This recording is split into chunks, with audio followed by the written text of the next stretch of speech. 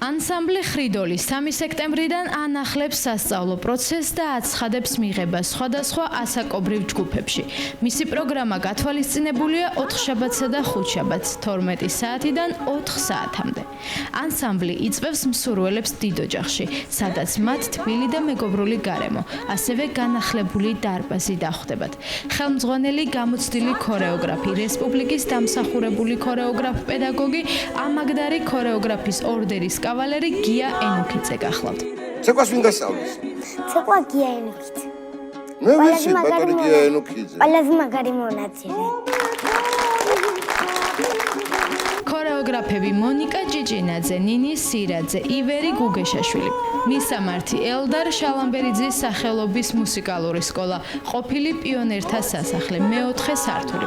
დეტალური ინფორმაციისთვის დაუკავშირდით ტელეფონის ნომერზე 571 70 72 70.